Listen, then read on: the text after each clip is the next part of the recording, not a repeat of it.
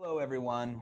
Welcome to Founders Live Conversations. I am Nick Hughes. I am the founder and CEO of Founders Live. And today we have a really special guest joining us. I have Grace Kareem, one of our Founders Live winners from Dubai and building the company Bookends, a marketplace for buying and selling used books in the UAE.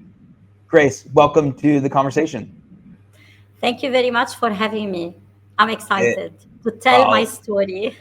Yes, and we're excited to hear it. So excited to just have you join us here, and we always love to get the stories of our founders and our winners. It's so exciting. Before we really get into the company you're building and all of that, would love to just have you briefly introduce yourself and tell us a little bit about you, Grace. I'm from a country called Lebanon. It is in the Middle East. And I am an avid reader to start with. So instead of loving my job, I jobbed my love and I started Bookends. I also I'm very passionate about languages, so I teach Arabic for speakers of other languages. I teach French as well. So everything to do around books and education and so on. Um, and that's all about me. I've been in the UAE for 23 years now, so it is second home for me. And yeah, that's all about me. Oh, I like it. Well, it's so great. Sounds like a really interesting story, and we're going to get there. What we really like to start the conversation around, what does entrepreneurship mean to you, and why did you choose to, start your company and be an entrepreneur? So, why entrepreneurship? You can go do many different things. Why start your own company? First of all, why entrepreneurship? I didn't choose to be an entrepreneur. The entrepreneurship chose me because we didn't have the intention of establishing Bookends. It was a product of a competition that we participated in. It was run by an incubator in the UAE, and they validated the idea. To start with, it's my friend and myself. We started. Actually, we didn't start Bookends. We had the idea before, and we did a pilot for a year or so. And then it turned out to be very expensive to open a company and have a shop. However, when we had that opportunity, we said, let us pitch our idea and see what comes out from that. And they validated our idea and we won the third prize. And then it wasn't an idea anymore. And we said, it's time to make it happen. And we started from one shelf in one room in my house in January 2020. And then COVID started in March 2020. So for me, entrepreneurship is a non-stop roller coaster ride. And going down is a lot more than going up the hill. But we'll get there. We'll get there. It is. It is a roller coaster ride, and I've used that analogy many times in the past as well. And when you say it's a lot of down and a lot of up, how do you how do you handle that and go through that experience? We have to handle the downs at the same time, enjoy the ups, and that's kind of the way it is. So how do you find in handling that or dealing with some of those downturns, and then also the ups, because those are exciting as well? Let me tell you about the downs because for me, those are expensive lessons. So either you break down or you gain resilience and you say, no, it is a lesson. What do I gain from that? And then you move forward. So we faced a lot of challenges along the way. It's 5 years down the road now. I will tell you about those shortly. And the up we celebrate them with our community, with our employees. So whatever makes us happy, also it's reflected among people who are around us, and vice versa. So they share with us the ups and the downs. Yeah, yeah, I would agree with that. And you mentioned community, you mentioned having your team around you, and it's so important. So important. But how?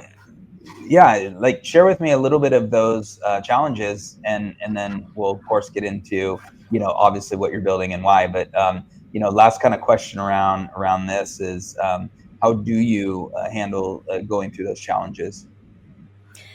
Okay, so the first challenge was that the our beginning started and COVID started as well.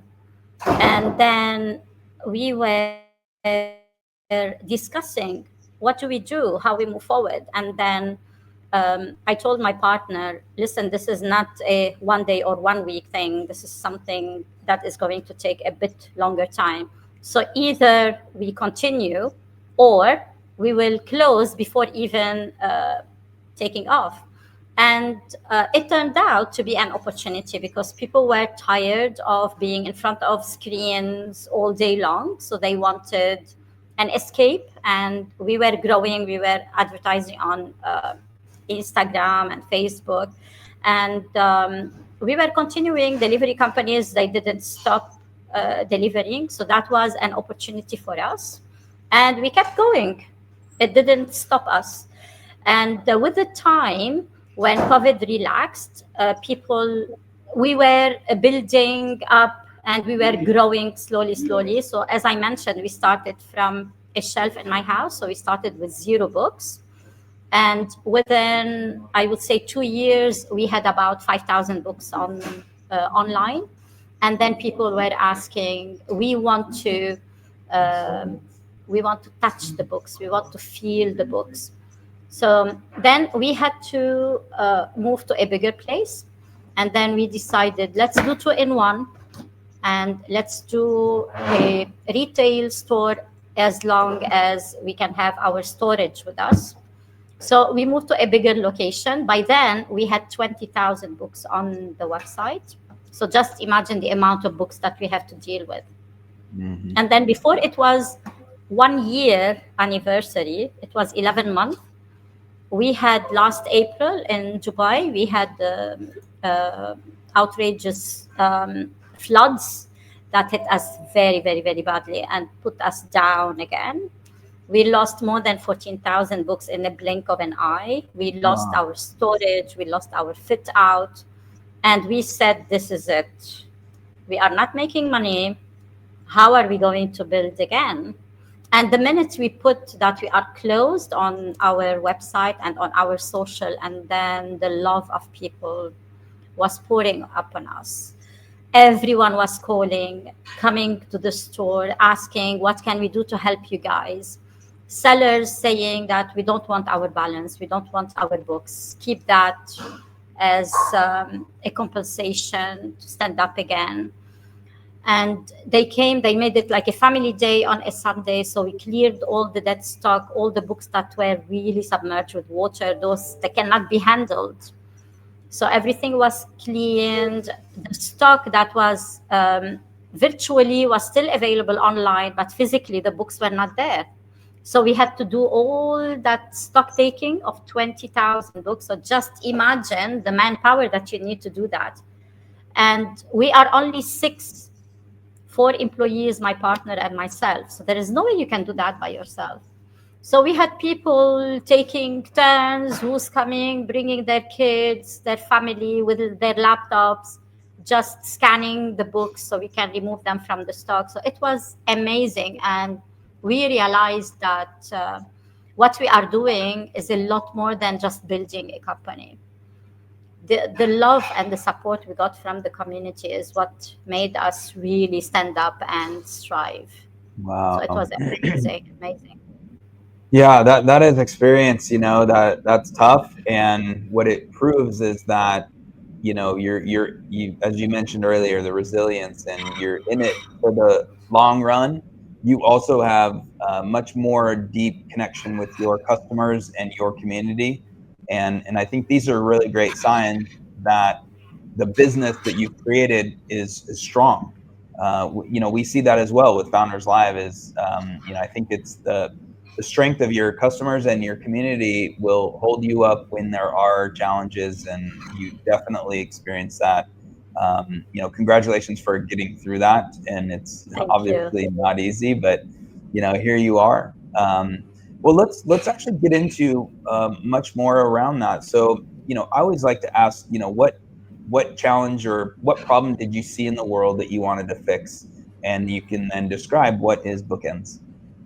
Here in the UAE, new books are very expensive, and we don't have the culture of having charity shops or having car boot sales or any of that sort. So my partner, who is a friend of mine, our kids, they attend the same school, they are in the same class, they're friends themselves. We used to decide, you buy book one, I buy book two, and then we swap the books. And then we realized that there is a problem in the market. Let's see if our solution can fit the market. And also, as you know, Dubai is full of foreigners. So you are here on contract basis and you buy books, let's say, and then when you are moving back to your home country, it is expensive to take all those books with you. So some people, they don't want to take them back. What do they do with those? So we found the solution. First of all, our books are very much affordable. Like, for example, you can pay sometimes 10% of the price, 25% of the original price, and the quality is as good as new. Then we are storing the books on behalf of the owners. And thirdly, is you are encouraging the sustainability part of it, because we are keeping having the same book coming back on our shelves until it is ready to go for recycling. So it's like a circular economy. And now books are affordable. Instead of buying one book, you buy two books. And we are a marketplace. So I take your books and upload them on the website. Once they are sold, you have your credit, which is equal certain amount of dirhams. And that money, you have the choice either to take it cash or you can buy other books. Now we support buying other books, so you don't have to pay cash anymore to buy a new literacy. From your own stock, you are revamping your shelf. And this is how the idea came from, and this is how we are growing. So at the moment, we have few new books, but majority that are for authors who are living in the UAE, so we can support them by having the platform available for them to sell their books through us. But I would say 95% of our stock is all pre-loved. Yeah, that's really, really interesting. And you've probably had this question before, but describe the experience creating having a marketplace, a book marketplace in the era of Amazon, and also Kindle. Like I'm a Kindle, I use Kindle a lot, and especially on my phone. I travel quite a bit, and lugging around a lot of books when you travel is not easy. So I use a lot of digital reading and all of that. Describe running a business in some ways as a competition with Amazon, or is it just, look, the world is big enough, there's going to be an ability to do what you do, and of course there's Amazon, but people love to have physical books and they want that. So talk a little bit more about that.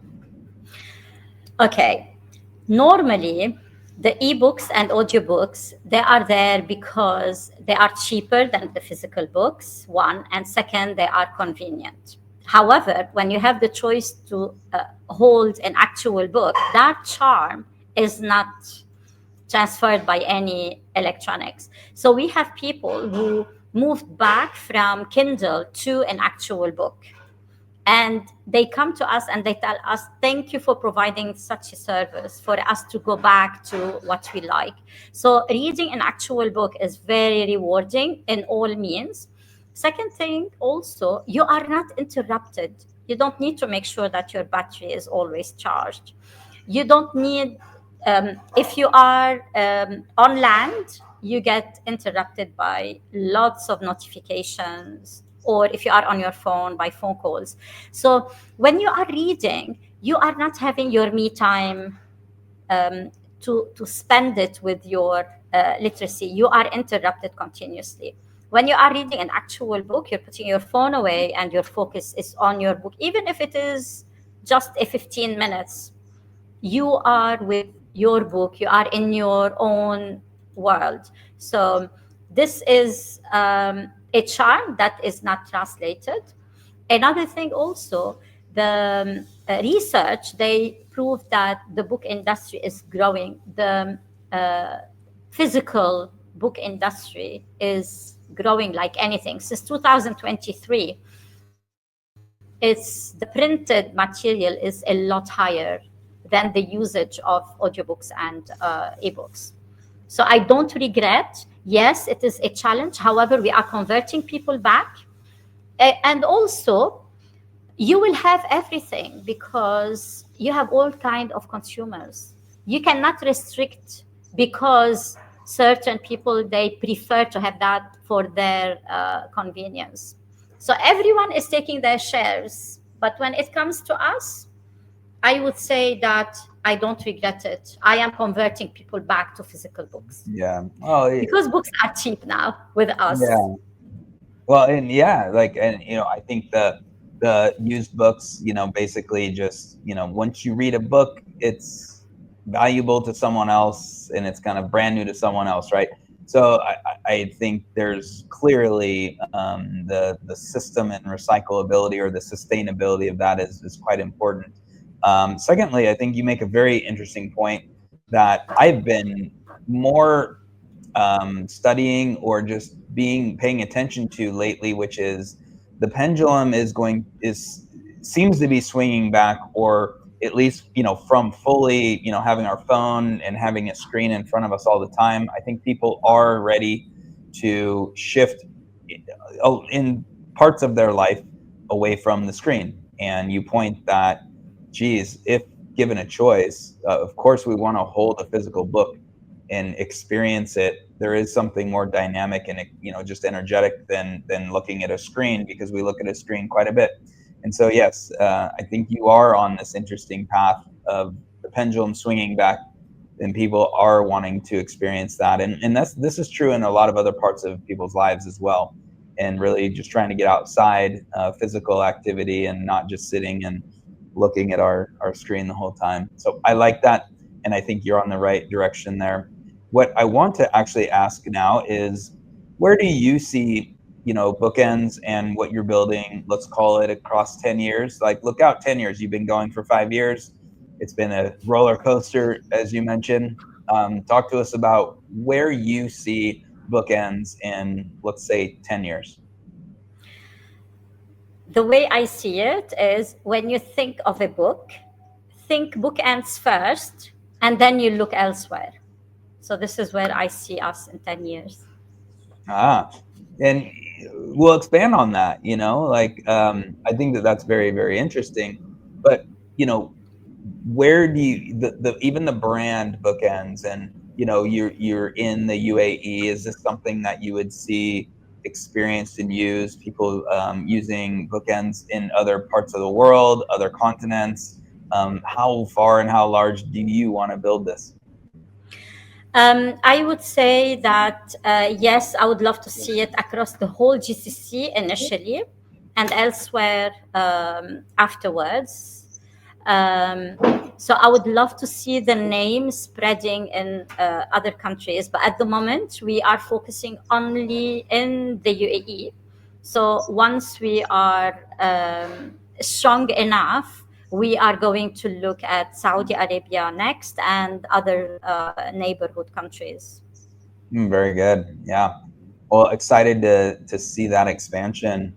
Um, you know, we want to shift now to Founders Live Dubai and your experience. And you are our recent winner from Founders Live Dubai. It's really exciting. So congratulations. Thank you very much. Yeah. Talk to us a little bit about, first, how did you find out about Founders Live? And then, we'll talk a little bit more about your experience, but how did you discover us and then the event? And then you obviously applied to pitch and you got chosen to pitch. So talk to us a little bit about how you experienced that. Actually, I got to know Kareem, and then he told me about the event, and I didn't have any expectations. And my pitch is also something that I normally tell people, and it is our story. And it turned out that everyone who was there was impressed by it. They connected with the story, with what we do, and they chose me, which was really very exciting. Well, yes, they did. And, why do you think that they did, in the sense of maybe the better way to ask this question is, how did you prepare and feel confident in your pitch? Because you ended up as the winner of the event. So clearly your pitch landed well. And so talk to us a little bit about how you approached that and how you felt confident during your pitch. I think when you are involved 100% in what you do and you are passionate about what you do, people will feel it and they connect with you if they believe that you have a problem, that you have a solution to a problem that you are solving. So I think they felt that. They felt that I am passionate about what I'm doing and I know what I am doing. So any questions that were asked, I was being able to clearly answer those questions. And I think this is how people connect with you when they see that you are authentic. Yeah, it is. And, that's partly why, I created Founders Live, was to really illustrate that, and we've got this question on here that says, why pitch at Founders Live? And that's part of the whole experience, is to put people like yourself, to put founders on stage, to have them share their vision and to show that excitement and passion. And, look, I've seen thousands of pitches. You can imagine we've been growing for 11 years. And I've been in so many events, and I've seen pitches all over the world. And what I do know is that people sense the belief, the conviction, and the passion when someone is up on stage pitching. And they also sense they sense when they don't have it, or they may not be as confident as others. And so I've noticed with our pitch competitions, like the people that are, it's coming out of there. It's like you feel the energy, you feel the belief in what they are bringing to the world. That is one of the main things, for pitching. And, maybe another, do you have maybe a lesson, a tip that you would provide to other people thinking about pitching? Either one, why should they pitch? Or two, what did you learn in preparation to then have a great experience at Founders Live Dubai?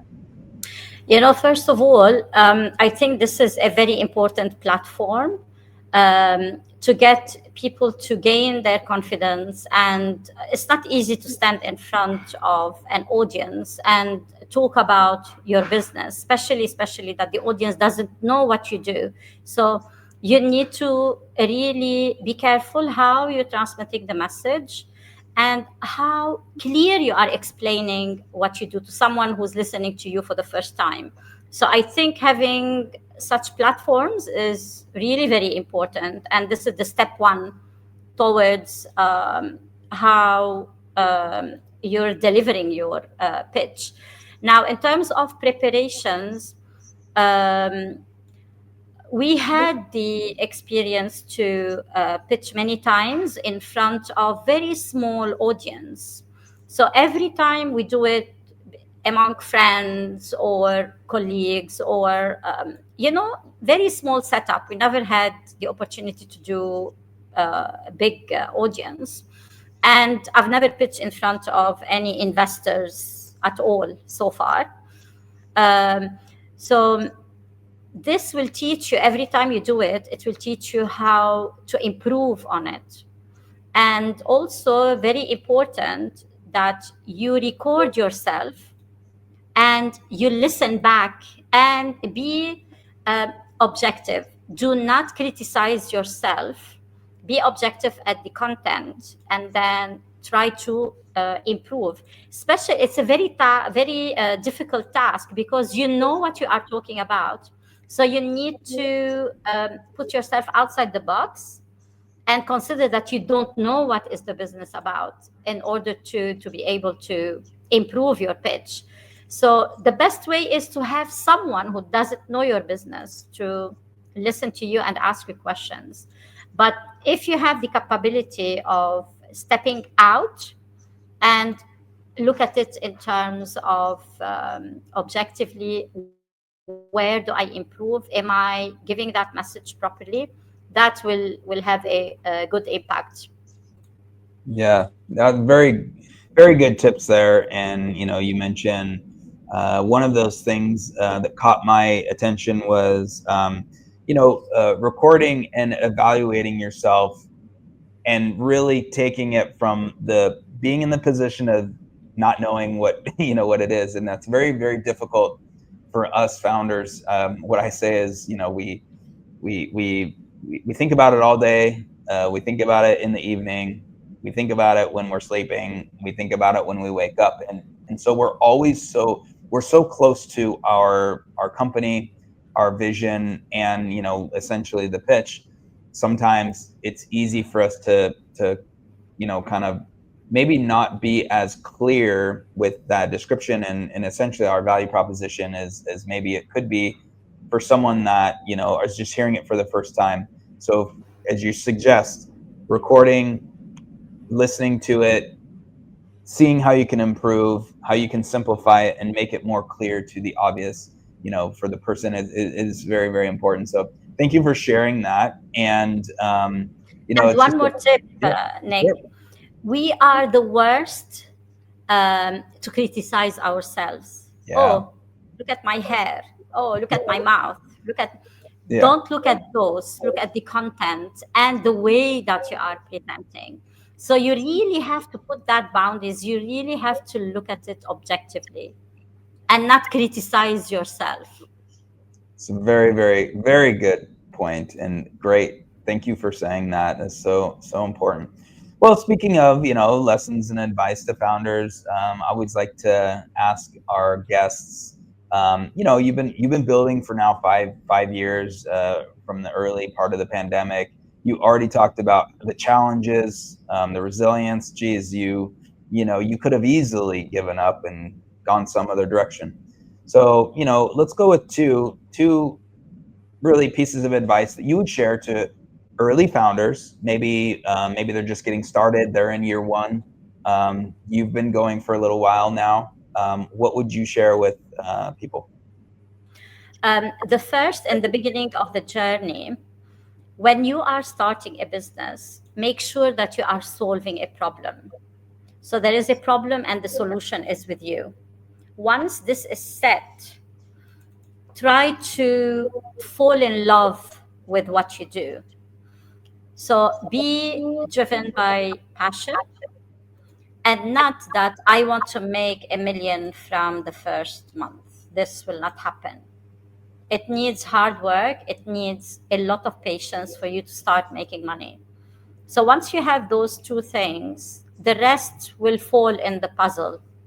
You will learn along the way and you will get there. So in my opinion, this is very important. If we didn't have the passion, we would have closed long time ago. When we had the floods, we really felt that, what are we doing? This is a clear message that it's done.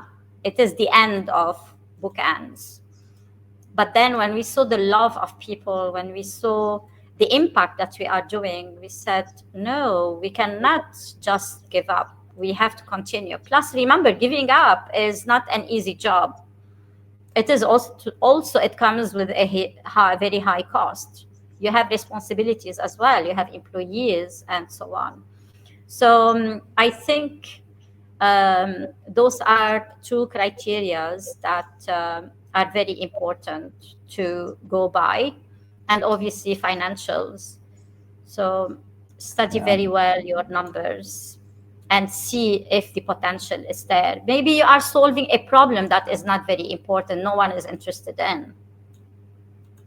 Yeah. So it's very important to really know what is the business that you are establishing. Yes, these are very, very important. And I will follow on. You mentioned, when you going through that flood experience. You know, for Founders Live, look, we started 11 years ago, and then when the pandemic hit, that was our experience of kind of looking at, a lot of things slowed down, and we also did though continue, and we had virtual things kind of like this.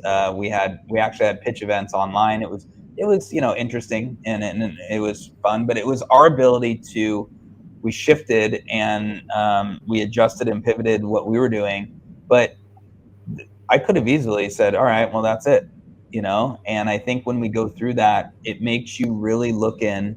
When you have hard times, it makes you really look and really think and feel, is this something I really want to continue to do? And is this something that we as a community want to continue to have? And our answer was obviously yes. And so just as you went through that flood experience and really your community came and supported, that was proof that the value that you have in the world is very strong, and it can only continue to grow. And so, but we all have to go through that. I do believe that pretty much every company goes through a very, if not life-threatening, just for the company, meaning a threatening experience, and they either stop or they get through it and get stronger because of it. Exactly. I Yeah. agree 100%. That's amazing. Well, Grace, this has been a really great conversation. If people want to learn more, there's bookends.ae. Is there other places that can people find you on LinkedIn or any sort of social media platform that you'd want to share? We are very active on all the social medias, and we are under the name of Bookends AE, so without the dot, across the whole board: TikTok, Twitter, X, YouTube, LinkedIn, obviously Instagram, and Facebook. So we are very active on social, and we use them for communication, to communicate with our customers about what's going on, events, and our news and everything. But the selling part happens only through our website. So we don't have an app, we only have the website, and we deliver across the whole UAE. So let's say you, Nick, you have someone's birthday in Dubai, for example. You can place the order from your fingertip, and we deliver on your behalf a beautiful, with a special note that you can give us, and we deliver wherever your friends or connections are. Also, part of our initiatives, we collaborate with hotels and coffee shops, and we run our operation based on honesty. And this works, I think, only in Dubai, because what we tell the hotel, that you provide the shelves and we bring the books, and each book has got the price at the back. And then let's say you are visiting one of the hotels for a couple of days and you want to have a book to read. You scan a unique QR code and you pay for that book, and you take it to your room, and then you read it while you are staying here. Same thing with coffee shops. So they are unmanned. We have 17 locations across between Dubai and Abu Dhabi, and we have one location in Sharjah. And it's all based on honesty. There is no security. There are no cameras. There is no one who is overseeing the operation. is based on total honesty. So this is one of the collaborations, and this is how you can find bookends. Another initiative is we tell the companies that part of your culture, we want to bring the reading into yours. So part of your CSR program as a company, for the well-being of your employees, we can bring the library, we can build the library on your behalf, so the employees get exposed to different kind of literature in different languages as well. When they have a break, they want to, rewind, they can just pick a book, read it, they like it, they take it home. When they're done, they bring it back on the shelf. We do the same with residential buildings as well. So normally they put, a health club in the building itself. They put play areas for the children. So we provide the library. So we tell them part of the amnesties that you are providing your tenants, why don't you build a library as well? So the kids, instead of just spending time on the slides and the swings, they can also sit and read and communicate with each other and talk to each other. So those are also other areas where all are being done to encourage more reading, encourage more literacy. So hopefully we can make a change and get people to be nicer through reading books. Yeah. Well, thank you, Grace. This is amazing. Keep up the good work there with Bookends and everything, and we're excited to hear and see your growth over time. So thank you for joining the conversation today. Thank you very much for having me on the platform, and to a lot more events across the whole world. Well, thank you. Well, this is Founders Live Conversations, everyone. That's Grace. That's Bookends. So cool. Definitely look it up. And if you are going to purchase, definitely look towards bookends.ae. So thank you. I'm Nick Hughes. I'm the founder and CEO of Founders Live. And that's it for today. Enjoy, keep watching, and keep listening.